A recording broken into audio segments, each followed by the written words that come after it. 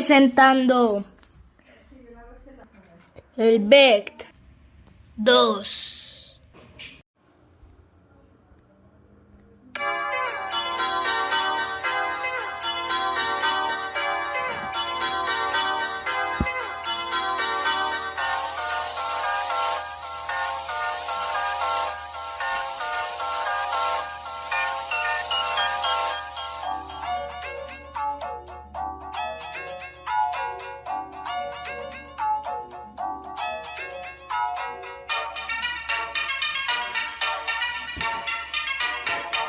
Con su sistema de agarre, sus dos taladros, sus púas.